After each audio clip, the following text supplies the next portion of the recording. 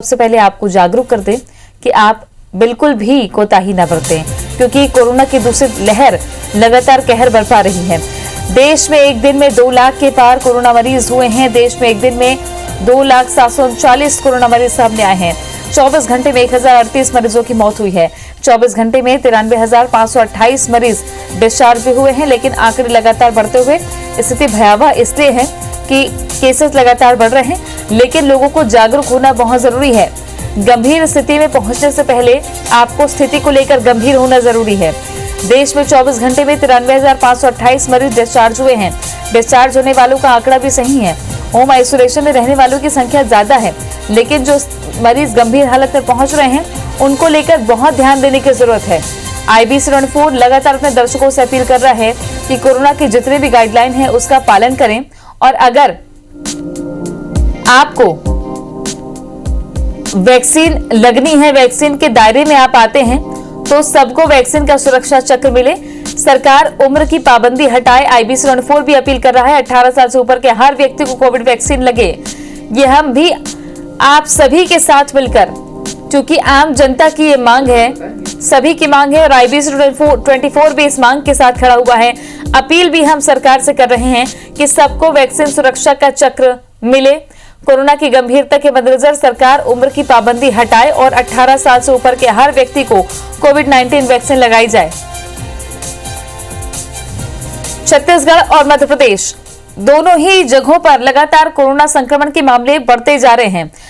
3 संवाददाता हमारे साथ में हैं जो पल पल की अपडेट आप तक पहुंचा रहे हैं। चप्पे चप्पे पर हमारे सहयोगी तैनात है ताकि हर एक तस्वीर से आपको रूबरू कराए, हर एक बात आप तक पहुंचे। प्रिया पांडे हमारे सहयोगी रायपुर से है, विवेक पटैया भोपाल से हमारे साथ में, शालिनी इंदौर से है। सबसे पहले ले चलते हैं रायपुर। प्रिया, छठवां दिन लॉकडाउन का और लगातार केसेस रायपुर से सबसे ज्यादा सामने आ रहे हैं। लगभग 4,000 से ज्यादा केसेस हर दिन, हर तीसरे दिन हम देख रहे हैं। देखा जाए तो लॉकडाउन का असर दिखने में अभी 15 दिन का वक्त लग सकता है, ये माना जाए, क्योंकि टेस्टिंग अभी हो रही है। लेकिन स्थिति कैसी है? स्थिति बेकाबू होने से पहले उसे काबू में किया जाए, इसके लिए क्या प्रयास किए जा रहे हैं?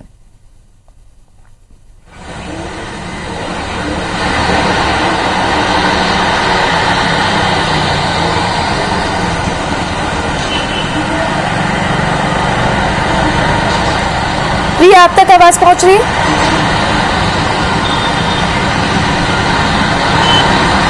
चलिए दोबारा जोड़ने की कोशिश करेंगे। प्रिया से ले चलते हैं इंदौर। शालिनी हाडिया हमारे साथ में है। शालिनी, इंदौर में कर्फ्यू, और क्या अभी भी बाजारों की स्थिति वैसी ही है? लोग समझने को तैयार हैं या नहीं?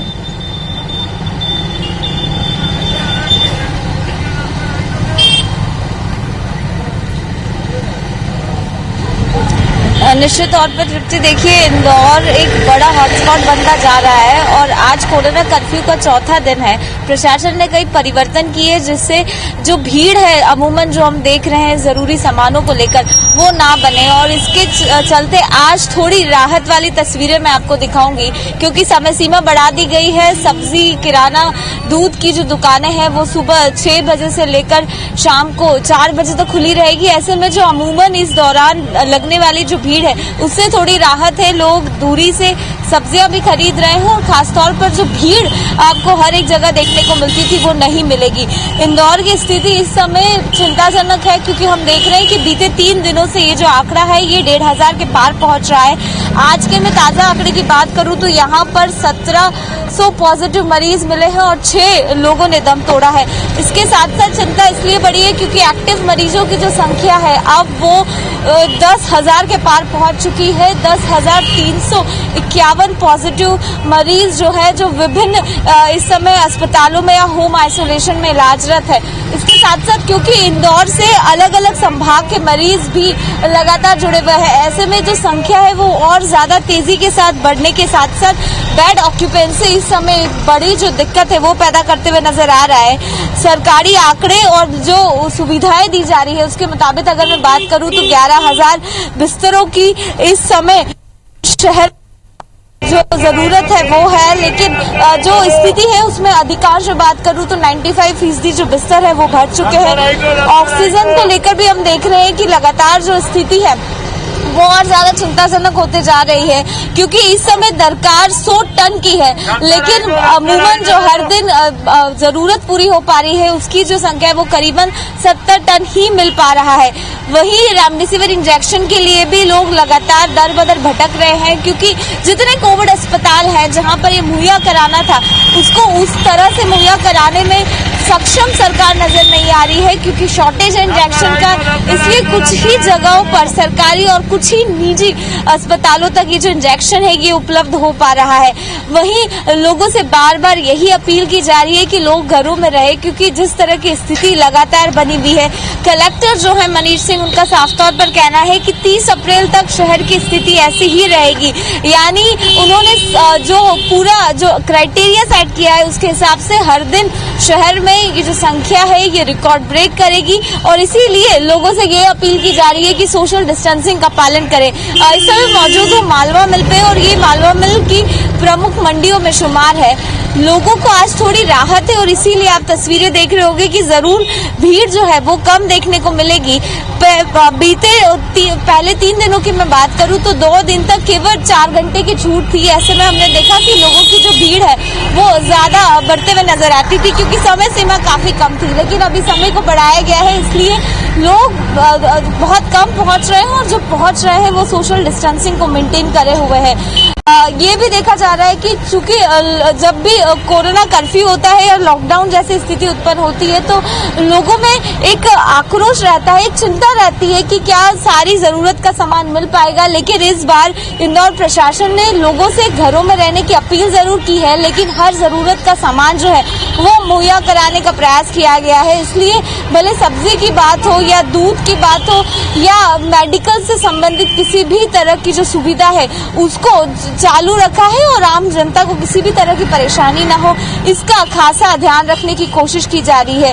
वहीं स्वास्थ्य विभाग इस समय कॉन्टेक्ट ट्रेसिंग के साथ साथ जो वैक्सीनेशन है उसको अधिक बढ़ाने की कोशिश कर रहा है। इसीलिए इंदौर शहर के अंदर सेंटर्स है वो भी बढ़ा दिए गए हैं, और अलग अलग सेंटर्स पे यही प्रयास किया जा रहा है कि वैक्सीनेशन अभियान को तेज किया। बिल्कुल, और इंदौर में जो जिस तरह की स्थितियां हैं थोड़े कंट्रोल करने की कोशिश की ये भीड़ को, ये एक अच्छी पहल है।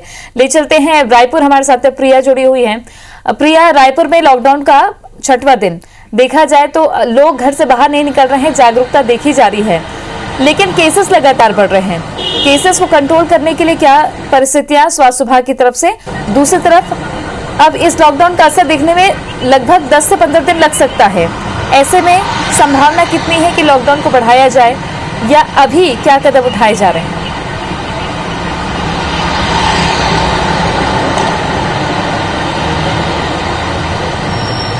बिल्कुल तृप्ति, लगातार संक्रमण पूरे प्रदेश भर में अपने पैर पसार रहा है, और सबसे ज्यादा खराब स्थिति की अगर हम बात करें तो वो राजधानी रायपुर की है।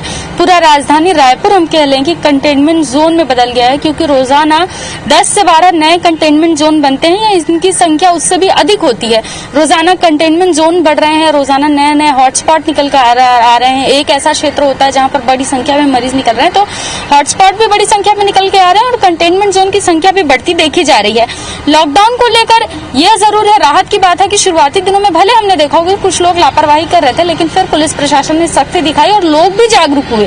अब हम सड़कों पर इक्का दुक्का लोगों को ही देखते हैं, जो लोग अपने घरों से निकल रहे हैं, या तो वो वैक्सीनेशन के लिए जा रहे हैं या किसी इमरजेंसी सेवा के लिए जा रहे हैं। बेकाम अब कहीं ना कहीं लोगों का घर से बाहर निकलना अब कम होता दिख रहा है। 600 से अधिक हमारे जो पुलिस के जवान हैं वो 24 घंटे ड्यूटी कर रहे हैं और तैनात हैं सभी चौक चौराहों पर। जो लोग निकल रहे हैं उनसे पूछताछ भी कर रहे हैं।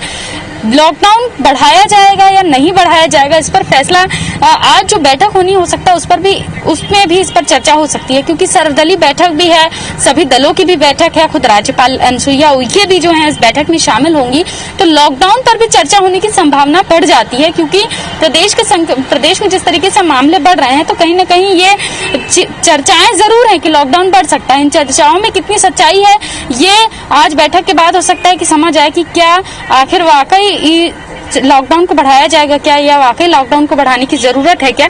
वहीं दूसरी ओर अगर हम बात करें कि स्वास्थ्य सुविधाओं की, तो बदहाली कितनी है स्वास्थ्य सुविधाओं की, ये लगातार हम दिखा रहे हैं। अस्पतालों में बेड नहीं है, मरीजों को दवाइयां नहीं मिल रही हैं, ऑक्सीजन सिलेंडर के लिए लोग भटक रहे हैं, अस्पताल पहुंचने से पहले ही लोगों की मौत हो जा रही है। शमशान घाट की क्या स्थिति, ये भी हम लगातार लोगों को दिखा रहे हैं। और इन तस्वीरों को माध्यम से हम लोगों को डरा नहीं रहे हैं तृप्ति, हम लोगों को जागरूक कर रहे हैं। हम उनको ये बताने की कोशिश कर रहे हैं कि ये स्थिति है और आप अवेयर रहिए, जो गाइडलाइन है उसका पालन कीजिए। कहीं ना कहीं लगातार स्वास्थ्य विभाग भी अपनी सुविधाओं में विस्तार करने को लेकर लगा हुआ है। कल ही जूडो जो जूनियर डॉक्टर थे उनकी हड़ताल खत्म हुई है, आज से वे फिर अपनी सुविधाएं देंगे।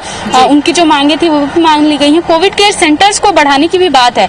आज जो समाज के प्रमुखों से बात होनी है उसमें भी हो सकता है कि कोविड केयर सेंटर्स को, जो समाज के जो कोविड केयर सेंटर्स है रायपुर में, वहां पर व्यवस्था भी चाक चौबंद होनी चाहिए, इसलिए कि गंभीर मरीज अगर पहुंच रहे हैं तो देखना होगा कि उस कोविड सेंटर में क्या व्यवस्थाएं हैं। लोगों को भी जागरूक करना बहुत जरूरी है ताकि मौतों का आंकड़ा ना बढ़े, जैसा कि इंडोर स्टेडियम में देखने को मिल रहा है। बने रहिए हमारे साथ में, भोपाल से विवेक हमारे साथ में जुड़े हुए हैं। विवेक, भोपाल में लगातार कोरोना कर्फ्यू, क्या स्थिति अभी तक की आप देख पा रहे हैं?